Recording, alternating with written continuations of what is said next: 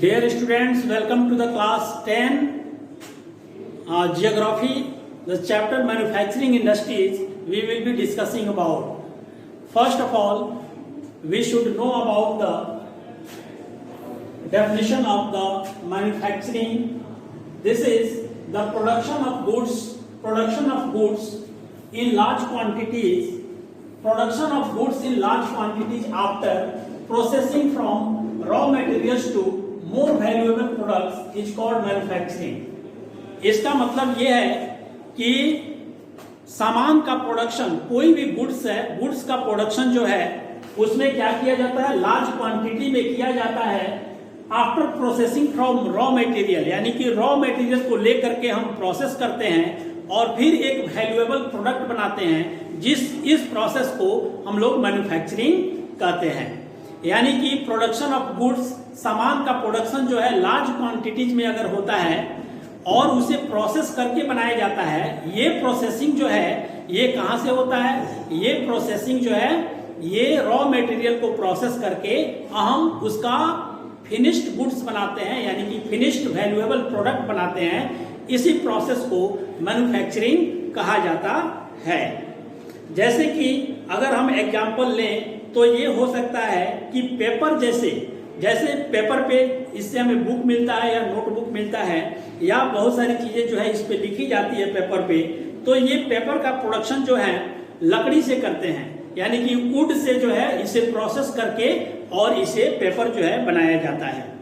दूसरा ये है कि शुगर जो हम खाते हैं, ये शुगर केन पहले लेकर के फैक्ट्री में और मैन्युफैक्चरिंग यूनिट में और उसे क्या किया जाता है, प्रोसेसिंग किया जाता है। प्रोसेसिंग के बाद में ये शुगर केन जो है, शुगर केन को क्या चीज में बदल दिया जाता है, शुगर में बदल दिया जाता है, जो ये हमारा कंज्यूमर गुड्स है जिसे हम यूज करते हैं। अगर हम आयरन एंड स्टील की बात करें तो आयरन एंड स्टील से गाड़ी बनती है, आयरन एंड स्टील से बहुत सारे प्रोडक्ट बनते हैं, वैल्यूएबल प्रोडक्ट बनते हैं। तो इसे जो है इसका रॉ मटेरियल होता है आयरन ओर, यानी कि आयरन ओर्स को हम क्या करते हैं, प्रोसेसिंग करने के बाद में इसे valuable product iron and steel बनाते हैं।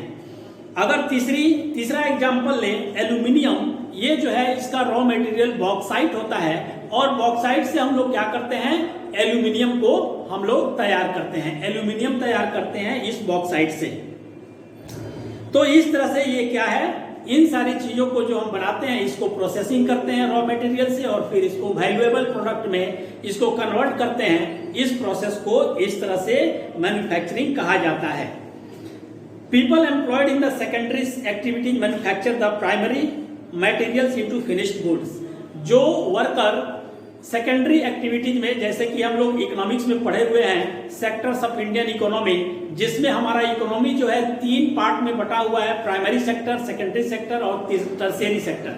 तो ये मैन्युफैक्चरिंग जो है, जैसे कि हम जानते हैं, ये मैन्युफैक्चरिंग जो है सेकेंडरी सेक्टर में आता है और इस सेकेंडरी सेक्टर में जो भी इकोनॉमिक एक्टिविटी होती है उसमें भाग लेने के लिए जो वर्कर काम करते हैं, उसमें फिनिश्ड प्रोडक्ट को तैयार करने के लिए जो वर्कर काम करते हैं और उसे जो है यही उसके लिए रिस्पॉन्सिबल हैं, जो क्या करते हैं, प्राइमरी मटेरियल को उसको प्रोसेस करके, प्रोसेसिंग करके और प्रोसेसिंग के बाद में वो क्या तैयार करते हैं, फिनिश्ड गुड्स तैयार करते हैं, यानी कि फिनिश्ड प्रोडक्ट तैयार करते हैं जिसे कंज्यूमर जो है डायरेक्टली यूज कर सकता है।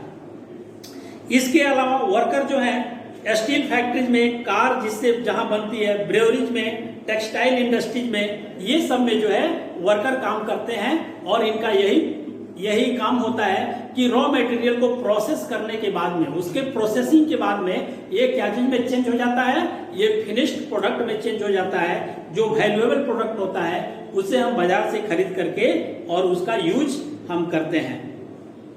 Some people are employed in providing services। कुछ लोग जो हैं सर्विस प्रोवाइड करने के लिए उसमें एम्प्लॉयड होते हैं, उसके अनुसार काम करते हैं। अगर हम कंट्री के इकोनॉमिक स्ट्रेंथ की बात करें, अगर हम कंट्री के इकोनॉमिक स्ट्रेंथ की बात करें कि हमारा कंट्री जो है आर्थिक रूप से कितना मजबूत है, तो अगर इसकी हम बात करते हैं तो हम पाते हैं कि बिना मैन्युफैक्चरिंग इंडस्ट्रीज के डेवलपमेंट के हमारा कंट्री जो है डेवलप्ड नहीं हो सकता है। इसीलिए हमें जो है हमारी पॉलिसी गवर्नमेंट की ऐसी होनी चाहिए जिससे कि हमारा मैन्युफैक्चरिंग जो है उसे डेवलप किया जा सके। और मैन्युफैक्चरिंग इंडस्ट्रीज को ज्यादा डेवलप कर देने से जो प्राइमरी सेक्टर में लोग डिस्गाइज्ड अनएम्प्लॉयमेंट के रूप में बैठे हैं या अर्बन एरिया में जो लोग एजुकेटेड अनएम्प्लॉयमेंट के रूप में बैठे हैं, तो ये अगर मैन्युफैक्चरिंग को हम अगर बढ़ा देते हैं तो इससे क्या हो जाता है, इससे जो है बहुत सारे लोगों को रोजगार मिलता है और हमारा सेकेंडरी सेक्टर जो है डेवलप हो जाता है, जिसका कंट्रीब्यूशन हमारे नेशनल इनकम में होता है, जिसको जीडीपी कहते हैं या एनएनपी नेट नेशनल प्रोडक्ट कहा जाता है। तो इसमें जो है इसका क्या होता है, इसका कंट्रीब्यूशन जो है नेशनल इनकम में बढ़ जाता है सेकेंडरी एक्टिविटीज का, जो कि मैन्युफैक्चरिंग है। तो ये मैन्युफैक्चरिंग क्या है, इस पे जो हमने डिस्कस किया। जो नेक्स्ट पॉइंट है वो है importance of manufacturing. Importance of manufacturing यानी कि मैन्युफैक्चरिंग का महत्व क्या है। तो मैन्युफैक्चरिंग का महत्व जो है हम इसमें देखेंगे।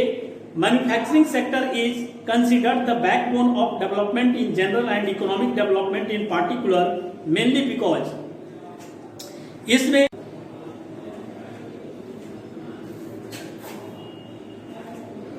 तो डियर स्टूडेंट्स, हम लोग जो है इंपॉर्टेंस ऑफ मैन्युफैक्चरिंग इंडस्ट्री बात कर रहे हैं। तो इसमें हम देखते हैं कि मैन्युफैक्चरिंग इंडस्ट्री जो है ये किसी भी कंट्री के इकोनॉमी का बैकबोन माना जाता है। यानी कि मैन्युफैक्चरिंग इंडस्ट्रीज के आधार पे ही हम जो है कंट्री को डेवलप्ड बना सकते हैं और इसीलिए इसका बहुत बड़ा इंपॉर्टेंस है। अगर हम मैन्युफैक्चरिंग इंडस्ट्रीज की बात करें, जो एग्रीकल्चर को जो है वो मॉडर्नाइज करने में काफी मदद करता है। एग्रीकल्चर को जो है उसे मॉडर्नाइज करने में बहुत मदद करता है और इसके अलावा ये प्राइमरी सेक्टर से आने वाले वर्कर को भी काम देता है, यानी कि एम्प्लॉयमेंट देता है। तो इस तरह से हम देखते हैं कि ये प्राइमरी सेक्टर के लिए यानी कि एग्रीकल्चर सेक्टर के लिए, इसको मॉडर्न बनाने के लिए, मॉडर्न फार्मिंग के लिए ये मशीन एंड टूल्स प्रोवाइड करता है। जबकि अगर बहुत सारे लोग जो हैं डिस्गाइज्ड अनएम्प्लॉयमेंट जो प्राइमरी सेक्टर एग्रीकल्चर में जो पाया जाता है, वो अनएम्प्लॉयड लोग जो हैं वापस सेकेंडरी सेक्टर में आते हैं और यहाँ आने पे क्या होता है, उन्हें एम्प्लॉयमेंट मिलता है। तो इस तरह से मैन्युफैक्चरिंग इंडस्ट्री जो है क्या प्रोवाइड करता है, ये काफी एम्प्लॉयमेंट प्रोवाइड करता है प्राइमरी सेक्टर से आने वाले लोगों को। और जैसे जैसे इकोनॉमी जो है डेवलप होते जाता है, उसका सर्विस सेक्टर भी डेवलप होता है। तो इस तरह से प्राइमरी सेक्टर पे पड़ने वाले एम्प्लॉयमेंट को लोड को वो कम करता है। तो सेकेंडरी सेक्टर और टर्शियरी सेक्टर में लोगों को रोजगार इस तरह से मिलते रहता है। तो इंडस्ट्रियल डेवलपमेंट जो है ये क्या है, इंडस्ट्रियल डेवलपमेंट जो है ये unemployment and poverty from our country, यानी कि ये अनएम्प्लॉयमेंट बेरोजगारी को दूर करता है और लोग जो है पॉवर्टी जो में गरीबी में जो लोग जी रहे हैं उनका इनकम बढ़ने के कारण वो लोग पॉवर्टी से बाहर आ जाते हैं और प्रॉस्पेरस हो जाते हैं। मेन फिलॉसफी जो है इस पब्लिक सेक्टर इंडस्ट्रीज और ज्वाइंट सेक्टर वेंचर्स में, ये जो है ये मेन फिलॉसफी है इसका।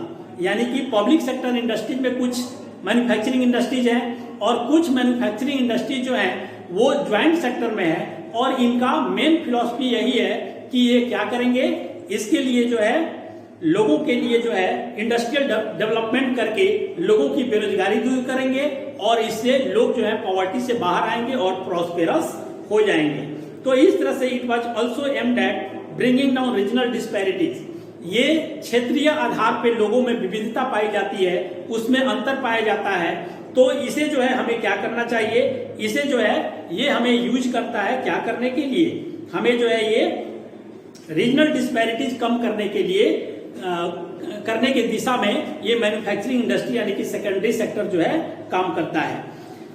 तीसरा पॉइंट, तीसरा इंपॉर्टेंस ये है कि export of manufacture goods expends trade and commerce and brings in much needed foreign exchange. ये क्या करता है, मैन्युफैक्चर्ड गुड्स जो बनाया जाता है हमारे कंट्री में उसे जो है एक्सपोर्ट किया जाता है दूसरे कंट्री में, और एक्सपोर्ट करने से क्या होता है, फॉरेन एक्सचेंज यानी कि फॉरेन करेंसी जो वहां का विदेश का पैसा है वो विदेश का पैसा हमारे कंट्री में आता है, खास करके वो यूएस डॉलर के टर्म में होता है जिसे हम रिजर्व करके रखते हैं